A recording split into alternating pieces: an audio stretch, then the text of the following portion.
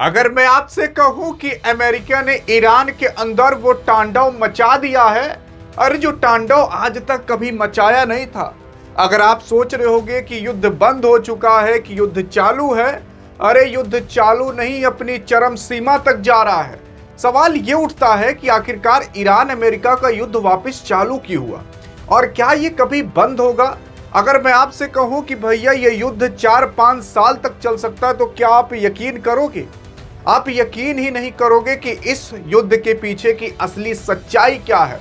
और युद्ध लड़ रहा है ईरान अमेरिका से, लेकिन ईरान नहीं लड़ रहा है, ईरान के रूप में कोई और देश आकर ईरान में लड़ रहा है। सवाल ये उठता है कि कौन सा देश, और सवाल ये भी उठता है कि आखिरकार क्या हो रहा है यार वास्तविकता में। यार अगर आप देखने की कोशिश करोगे तो खुद देख सकते हो। पहले मैं आपको बता देता हूं कि अभी कांड क्या हुआ है, पूरा तांडव नाच क्या मचा है। और अमेरिका चाहे जितना ईरान को मारे, घाटा अमेरिका का ही होगा।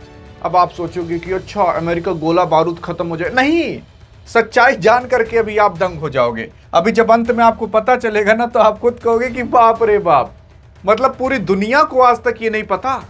हाँ नहीं पता, लेकिन आपको पता चलेगा अंत में भी, खुद कहोगे कि ये सच्चाई है क्या। सबसे पहली चीज यार, हाँ अमेरिका और ईरान के बीच इस समय भीषण युद्ध चल रहा है। 2026 की ही बात कर रहे हैं, और उसी के साथ साथ अमेरिकी सेना ईरान के कई बुनियादी ढांचों पर लगातार अटैक कर रही है। पिछले महीने में दो देशों में हुए जो संघर्ष विराम सीज फायर था, वो पूरी तरीके से टूट चुका है। और उसी के साथ साथ जिसके बाद अमेरिका के राष्ट्रपति डोनाल्ड ट्रंप का आदेश पर अमेरिकी सेना ने लगातार छठी रात ईरान के ऊपर बमबारी की। मतलब 6 रात वापस से हो चुकी हैं कि भैया युद्ध चल रहा है। तो अगर आप सोच रहे हो कि अभी चल रहा है कि नहीं, अरे 6 रात से चल रहा है। क्या पता आप ये वीडियो 2-3 दिन बाद देखो तो जान जाइए 8-10 रात हो चुकी रहेंगी युद्ध होते होते। और फिर उसके बाद यहाँ पर अमेरिकी जो सेंटकॉम है, उसने खुद कहा है लड़ाकू विमान ने दक्षिण ईरान में भारी तबाही मचाई है। मतलब अमेरिका के ईरान के दक्षिण में भारी तबाही मचाई गई है। हमले में ईरानी जो शहर हैं, एयरपोर्ट, रेलवे स्टेशन और उसी के साथ साथ संचार टावर और रणनीतिक रूप से महत्वपूर्ण कम से कम 6 पुल को उड़ा दिया गया है। मतलब ईरान के अंदर अब अमेरिका लोगों को या अमेरिकी ईरानी सैनिक को नहीं मार रहा, अमेरिका ईरान के अंदर उड़ा रहा है उनके पुल को, ताकि एक पुल जब टूटता है ना, तो इधर से लोग उधर नहीं जा पाएंगे।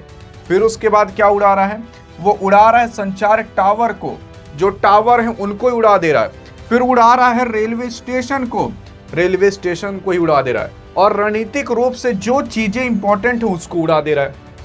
मतलब ना तो नेटवर्क रहेगा, ना ट्रेन आ जा पाएगी। हाल फिलहाल एक ऐसी पटरी को उड़ा दिया था अमेरिका जो इंपॉर्टेंट थी चाइना के लिए और रूस के लिए। उस पटरी को ही बीच में बम डालकर तोड़ दिया। और आप यकीन नहीं करोगे, मात्र 24 घंटे के अंदर अंदर ईरान ने उस पटरी को वापस से बना लिया ताकि ट्रेन आ जा सके। तो मतलब इधर ईरान में अमेरिका तबाही मचा रहा है, उधर ईरान तुरंत धड़ल्ले से बना ले रहा है। अब आप खुद सोचो, इतना तेजी से किस देश के अंदर बनता है? चीन के अंदर। समझ आ रहा है? मतलब इतना तेजी से इंफ्रास्ट्रक्चर कौन डेवलप कर दे रहा है यार ईरान के अंदर, कि आज बम गिरा और पटरी टूट गई। अरे भारत में सालों लग जाते, यहां 24 घंटे के अंदर बन जा रहा है। मैंने आपको पिछले कुछ वीडियो में बताया भी था विद एक्सप्लेनेशन के साथ कि क्या हुआ था। सैटेलाइट की इमेज तक पिछली वीडियो में दिखाई थी क्या हुआ था। यहां पर क्या हुआ है कि असल में ईरानी जो स्वास्थ्य मंत्रालय है उनके द्वारा ये बताया गया है कि 35 से अधिक लोगों की मौत हो चुकी है और 300 से ज्यादा लोग अभी गंभीर रूप से घायल है। बंदर अब्बास, बंदर खमीर और उसी के साथ साथ अहवाज और केशम द्वीप जैसे इलाकों में बमबारी हुई है। अब ये जो मैंने आपके सामने नाम लिए ना, बंदर खमीर, अहवाज, केशम द्वीप, बंदर अब्बास, ये नाम याद रखिएगा। मैं आपको दिखाने जा रहा हूँ कहाँ कहाँ पर भी मेन अटैक हुआ है। सबसे पहले बंदर अब्बास की बात करते हैं। तो बंदर अब्बास आपको स्टेट ऑफ हॉर्मुज के यहाँ स्टेट पर ही दिख जाएगा, सीधे पर दिख जाएगा कि यहाँ पर हमला हो रहा है। दूसरा कहाँ हो रहा है? केशम द्वीप पर हो रहा है। ये है केशम द्वीप। अब केशम द्वीप पर कहा जाता है कि ईरान ने अंडरग्राउंड में ले जाकर के ट्रेन बिछा करके रखी हैं, बम उम रखे, मिसाइल उसाइल रखी हैं। तो वहां पर बंकर बस्टर बॉम्ब जो जमीन के अंदर खोद करके जाकर फटता है, वैसे वैसे अभी अमेरिका बॉम्ब गिरा रहा है। फिर उसके बाद अरे फिर उसके बाद बंदर अब्बास, बंदर खमीर हो गया, यहीं पर ही बंदर खमीर भी है, यहीं पर ही। तो ये जो मेन ठिकाना है ना स्ट्रेट ऑफ हॉर्मुज पर, ये 3 ठिकानों पर काफ़ी तगड़ा अटैक कर रहा है। फिर उसके बाद अगर आप देखोगे तो यहाँ पर कई सारे ऐसी जगह हैं जहाँ पर जो अमेरिका है वो आए दिन कहीं ना कहीं अटैक कर रहा है, लेकिन ज़्यादातर अटैक अमेरिका यहाँ पर कर रहा है इस एरिया में, क्योंकि युद्ध कहाँ से लड़ा जा रहा है, इधर ईरान इधर मार रहा है, इधर अमेरिका इधर मार रहा है। तो बस अगर इसी एरिया को तबाह कर दिया जाए तो काफ़ी ज़्यादा अच्छा खासा होगा, वही अमेरिका कर रहा है।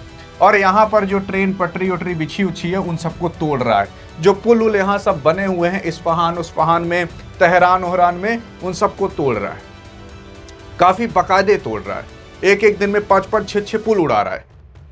तो इससे होगा क्या, इससे ये होगा कि ईरान के लोग तंग आ जाएंगे। अब अगर एक पुल टूट जाता है ना तो आपका घर उधर, आप उधर जा ही नहीं पाओगे, और चले गए तो आ नहीं पाओगे। अब पता लगा आपका उधर घर है, इधर बाजार लगती है और बीच में पुल टूट गया, आप सब्जी नहीं ले पा रहे। पता लगा इधर बैंक है, आपको पैसा निकलवाना, आप पैसा ही नहीं निकलवा पाओगे। ऐसे बहुत सारी तंगी आती है। कोई बूढ़ा आदमी, उसके इलाज के लिए आप जा ही नहीं पाओगे, वो बीमारी से ही मर जाएगा। तो ये सारी तंगी जब अभी ईरान को धीरे धीरे होगी तो ईरान भी तंग हो जाएगा, ईरान की जनता तंग हो जाएगी, और यही अमेरिका चाहता है। फिर उसके बाद अगर आप देखोगे तो अमेरिका ने अभी हाल फिलहाल कह दिया है कि भैया अगर ईरान स्ट्रेट ऑफ हॉर्मुज को वापस से ब्लॉक करके रखेगा तो हम भी अपना नेवल ब्लॉकेड लगा देंगे। अब यार अमेरिका कैसे नेवल ब्लॉकेड लगाएगा? असल में अमेरिका ने अपनी सेना ना स्ट्रेट ऑफ हॉर्मुज पर तो नहीं, लेकिन स्ट्रेट ऑफ हॉर्मुज से जो इधर एरिया है सागर वाला, यहां पर अपनी सेना को खड़ा करने की बात कर रहा है। अब क्या है, ईरान अभी भी जान जाइए तेल बेच रहा है चीन को, बहुत सस्ते दाम में बेच रहा है, और पैसे में डॉलर वॉलर में नहीं बेच रहा। वो कह रहा है चाइना तुम अपनी व्यवस्था कर लो, हम तुम्हें सस्ते में तेल दे देंगे, तुम हमें बस गोला बारूद हथियार देते रहो, हम बस लड़ते रहे। और काफ़ी आधुनिक ऐसी गोला बारूद हथियार दिया है। अरे एक ठो ऐसा गोला दिया है जो आप ऐसे कंधे पर रख करके F-35 मारकर गिरा सकते हो देख करके, इतना आसान दिया है जो आप आज तक देखे भी नहीं होगे, वैसे वैसे गोला बारूद दे रहा है। तो इससे चाइना को तेल मिल जा रहा है, बहुत सस्ते मिल जा रहा है। जैसे रशिया यूक्रेन का युद्ध हुआ था और भारत ने रूस से खरीदा था खूब तेल, वही सेम चीज ईरान और चीन में हो रहा है, और इसीलिए चीन ईरान को काफी ज्यादा सपोर्ट कर रहा है। समझ आ रहा है? अब अगर यहाँ पर नेवल ब्लॉकेड लग जाता है, मतलब यहाँ पर अगर अमेरिकी सेना आकर खड़ी हो जाती है, तो सिंपल सी बात है यहाँ से आ नहीं पाएगा चीन के जहाज ताकि वो ईरान से तेल लेकर जा सके। और इसी वजह से अगर यहाँ पर अमेरिकी सेना आकर खड़ी हो गई तो चीन तेल नहीं ले पाएगा। इसीलिए विद्रोह किया जाता है कि अमेरिकी सेना यहाँ पर आकर अपनी जहाज लेकर ना खड़ी हो, अपनी आर्मी को लेकर ना खड़ी हो। समझ आ रहा है? दूसरी चीज आप सोच रहे होगे कि यार ईरान के अंदर कैसे जाएगा, स्ट्रेट ऑफ हॉर्मुज तो बंद है, चाइना कैसे? अरे यहाँ से भी तो लेकर जा सकता है चीन, यहाँ से लेकर घच दे चला जाएगा, कोई व्यवस्था बना देंगे ये लोग। और उसके पहले भी तो बहुत पूरा चीन ही है, और क्या पता ईरान इधर से पाकिस्तान के अंदर ऑयल ट्रांसफर कर दे रहा हो, उधर से चीन लेकर चला जा रहा हो। इसीलिए अमेरिका यहां पर ब्लॉकेड लगा रहा है ताकि चीन और रूस का जहाज न जा पाए। अभी तक तो ईरान स्ट्रेट ऑफ हॉर्मुज से रोक रहा था जहाजों को, अब अमेरिका रोकना चालू करेगा। समझ आ रहा है? अब बात करते हैं आगे भैया। देखो यार, ऐसा नहीं है कि अमेरिका ईरान पर अटैक कर रहा है, ईरान भी कर रहा है। अब ईरान कहाँ किया मैं आपको बताता हूँ। ये है यूएई, ये जो आप देख रहे हो ये वाला यूएई देश है। यहाँ पर कोई और नहीं बल्कि अल दफरा एयर बेस है, इसको उड़ाया है, मतलब काफ़ी ज़्यादा क्षतिग्रस्त किया। अमेरिका के यहाँ पर एयर बेस है। फिर उसके बाद कहीं और नहीं बल्कि देखोगे ये जो कतर आपको दिख रहा है, यहाँ पर अल उदीद एयर बेस है, इसको उड़ाया गया है। फिर यहाँ पर एक छोटा सा देश है जिसका नाम है बहरीन। बहरीन के अंदर अमेरिका ने अपना 5वां बेड़ा रखा है, यूएस की 5th फ्लीट यहाँ पर है, वो यहाँ पर रखा गया है। फिर मतलब इसको उड़ाया है ईरान ने, यहाँ से इसको उड़ाया है, इसको उड़ाया है, इसको उड़ाया है। फिर यहाँ कुवैत के अंदर देखोगे अली अल सलीम एयर बेस है, इसको उड़ाया गया है। फिर ईरान ने यहाँ सीरिया के अंदर भी अल तनफ गारिशन एयर बेस है, इसको उड़ाया गया है। फिर उसके बाद यहाँ पर कोई और नहीं बल्कि इराक जो है अल असद एयर बेस है, इसको उड़ाया गया है। और यही इराक के अंदर यहाँ पर इरबिल नाम की जगह है, और यहाँ पर हारिर एयर बेस है, इसको उड़ाया गया है। मतलब ईरान इन सब देशों पर तो अटैक कर रहा है, प्लस वहाँ पर जो एयर बेसेस मौजूद हैं उनको उड़ा रहा है। अब ये एयर बेसिस क्यों उड़ा रहा है और सैन्य अड्डे क्यों उड़ा रहा है ईरान? इसलिए उड़ा रहा है क्योंकि अमेरिका यहीं से ईरान के अंदर अटैक करता है, यहीं से ही अपने फाइटर जेट्स उट्स लेकर जाता है ईरान के अंदर अटैक करने के लिए। अगर इनके सैन्य बेसिस उड़ जाएंगे तो अटैक ही नहीं कर पाएगा। आप ये सोचोगे कि भैया आखिरकार क्यों, ये मैप सही कर लीजिएगा, ये है पूरा भारत। आप सोच रहे होगे कि यार क्यों यहाँ पर अटैक किया जा रहा है, यहाँ से क्यों अटैक किया जा रहा है, और अमेरिका की क्या मजाल कि वो दूसरे देश के अंदर आकर अपना सैन्य अड्डा बना कर रखे। तो अमेरिका ने बहुत सालों पहले से सैन्य अड्डे बना करके यहाँ पर रखे हैं, और दुनिया में कम से कम 700 से 800 सैन्य अड्डे अलग अलग देश के अंदर अमेरिका ने बना करके रखे हैं। और अमेरिका यार अपनी लड़ाई बाहर से ही लड़ता है। मतलब अगर आप ये सोच रहे हो कि अमेरिका को अगर किसी से लड़ना है तो ये अमेरिका है, ये यूएस है, यहाँ से अपनी आर्मी भेजेगा, नहीं, वो अपने सैन्य अड्डे अलग अलग देशों में कई जगह पर 700 से 800 सैन्य अड्डे बना करके रखा है। यहाँ पर जो देश होता है वो अपने देश के अंदर 700 से 800 सैन्य अड्डे नहीं बना पाता, ये दूसरे देशों के अंदर 700 से 800 सैन्य अड्डे बना करके रखे। 80 देशों के अंदर सैन्य अड्डे बनाया, जैसे यूरोप के अंदर, इधर मिडिल ईस्ट के अंदर, अफ्रीका के अंदर और तमाम देशों के अंदर अपने सैन्य अड्डे बनाया। यहाँ बांग्लादेश के अंदर सैन्य अड्डा बनाने आने वाला था, लेकिन तब शेख हसीना की सरकार थी, भारत ने कहा नहीं बनाने देंगे, तो शेख हसीना ने भी कहा नहीं बनाने देंगे, तभी शेख हसीना की सरकार गिरवाई गई थी अमेरिका के माध्यम से। पाकिस्तान भी मिला था, चीन भी मिला था। अब यहाँ पर क्या है यार, देखो ये जो रूस है ना, ये रूस अभी किससे युद्ध लड़ रहा है? अरे ये रूस यूक्रेन से युद्ध लड़ रहा है, ठीक है, लेकिन रूस यूक्रेन से युद्ध नहीं लड़ रहा। अभी आप सोच रहे हो कि रूस और यूक्रेन पर आप कहां चले गए, तभी आपको ईरान का युद्ध समझ में आएगा। देखो यार, रूस ना यूक्रेन से युद्ध नहीं लड़ रहा, बल्कि ये जो आपको यूरोपियन कंट्री दिख रही है ना, ये यूरोपियन कंट्री फंड कर रही है यूक्रेन को, पैसा दे रही है, हथियार दे रही है, और अमेरिका सबसे ज्यादा दे रहा है। पहले नंबर पर अमेरिका सबसे ज्यादा हथियार यूक्रेन को दे रहा है, दूसरे नंबर पर जर्मनी सबसे ज्यादा दे रहा है, और उसके बाद फ्रांस तमाम देश आते हैं। मतलब नाटो देश मिलकर के यूक्रेन को हथियार दे रहे हैं ताकि रूस से लड़ पाए। मारे जा रहे हैं यूक्रेन के लोग और रूस के लोग, और मजा उठा रहे हैं ये दोनों लोग, हथियार सप्लाई कर रहे हैं यूरोप और अमेरिका। क्यों कर रहे हैं? क्योंकि रूस काफी तेजी से यार आगे बढ़ सकता था, और रूस और अमेरिका के बीच आज तक नहीं पटी, तो अब क्या पटेगी? तो रूस को गिराने के लिए अमेरिका ने ऐसा किया कि यूक्रेन को पहले पलझाया और उसके बाद युद्ध करा दिया।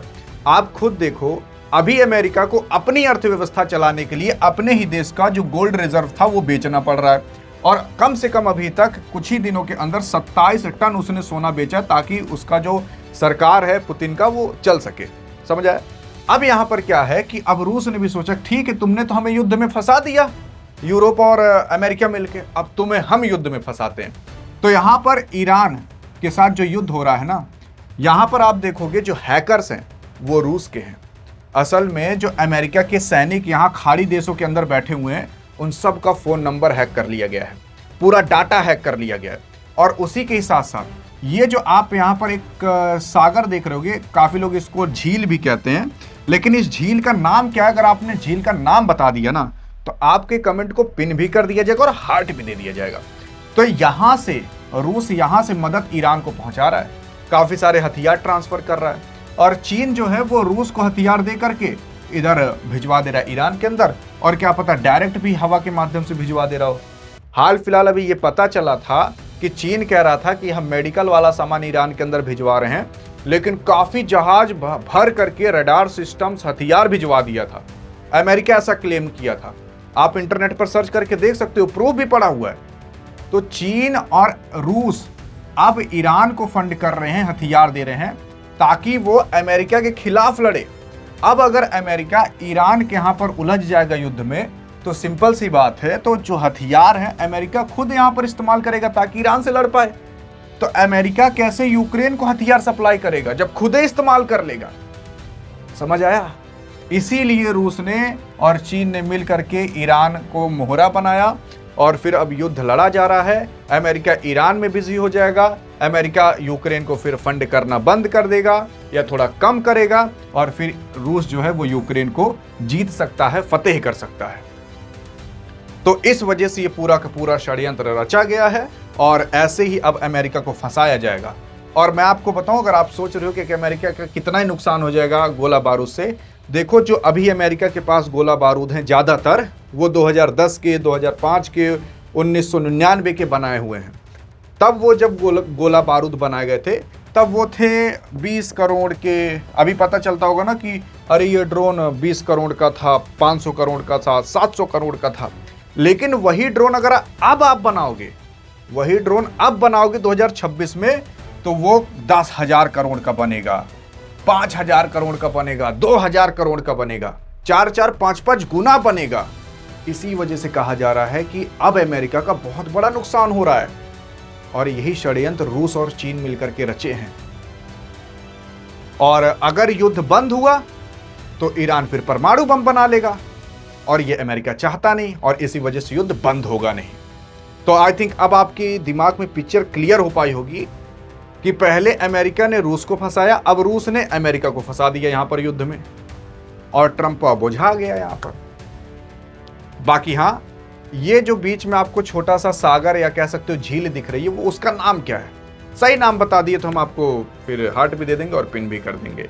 अधिक जानकारी चाहिए तो इस वीडियो में मिलते हैं, तब तक के लिए जय हिंद जय भारत।